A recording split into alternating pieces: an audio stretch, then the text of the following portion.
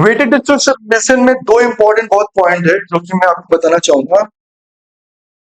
It does not relate to sales of ours. जब weighted distribution निकालते हैं ना, उससे हमारा कितना सेल हो रहा है, किस क्वांटम में सेल हो रहा है, 10,000 का बिक रहा है, 5,000 का बिक रहा है, 600 रुपए का बिक रहा है, उससे मतलब इसको नहीं होता है. ठीक है. वेटेड डिस्ट्रीब्यूशन बहुत वेग सा, लोग कभी कभी अर्थमेटिक मीन या वेटेड एवरेज जो निकालते हैं ना, उससे वो रिलेट करके अपने कॉन्सेप्ट्स को खराब करते हैं.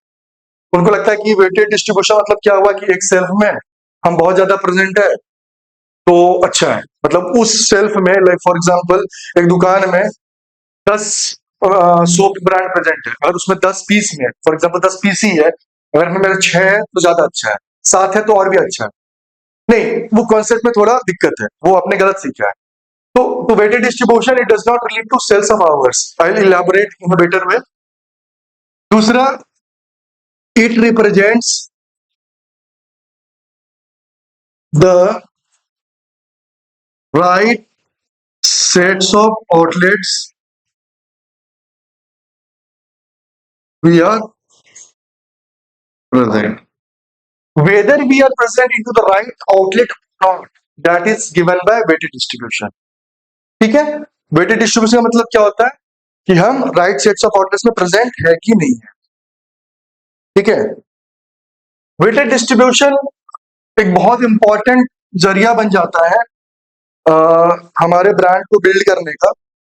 बिकॉज फॉर एग्जाम्पल एक कस्टमर, मैं अभी फॉर्मूला पे आऊंगा एंड तो मैं उसके बाद आपको समझाता हूं कि कैसे वो बहुत इंपॉर्टेंट है. weighted distribution equal to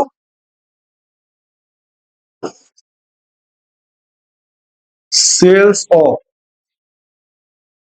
category that our brand is present. Sales of category में बोल रहा हूं, उसके हमारे सेल्स से कोई मतलब नहीं है. Right. Sales of category that our brand is present divided by total sales of category. ऊपर में हमने ये दिखा दिया, मान लेते 5 में से 3 आउटलेट्स में हमारा ब्रांड प्रेजेंट है. उन 3 आउटलेट्स में हमारा जो कैटेगरी का पूरा सेल था, अगर मैं अनुराग सोप 3 आउटलेट प्रेजेंट है तो उस 3 आउटलेट में टोटल सोप का सेल का summation will be at the numerator side. Right. And नीचे में पांचों दुकान का कैटेगरी कितना सेल हुआ, that will total sales category. ठीक है. वेटेड डिस्ट्रीब्यूशन का मतलब ये होता है, इसको आप नोट कर लीजिए. अभी क्या है कि एक एग्जांपल देके मैं समझाऊंगा जिसमें वेटेड डिस्ट्रीब्यूशन और एससीएच दोनों रहेगा. अभी फिलहाल आप इसको यहां तक समझ लीजिए. ठीक है. वेटेड डिस्ट्रीब्यूशन अच्छा करने का ऑब्वियसली सबसे अच्छा तरीका है कि जहां जहां पे मेरे ब्रांड का कैटेगरी ज्यादा प्रेजेंट है और अगर हम वहां पे प्रेजेंट नहीं है तो हमें वहां पे प्रेजेंट होना. राइट. अगर कि कई कोई आउटलेट है जिसमें मेरा सोप का कैटेगरी 30,000 रुपए का बिक रहा है, 50,000 का बिक रहा है, और वहां पे अनुराग ब्रांड जो है, अनुराग सोप जो है वो प्रेजेंट ही नहीं है, तो मेरा वेटेड डिस्ट्रीब्यूशन नुकसान हो रहा है. क्योंकि अगर वो दुकान 40-50 हजार का साबुन बेचता है, इसका मतलब उस दुकान में साबुन से रिलेटेड प्रोबेबल कस्टमर्स आते हैं. राइट.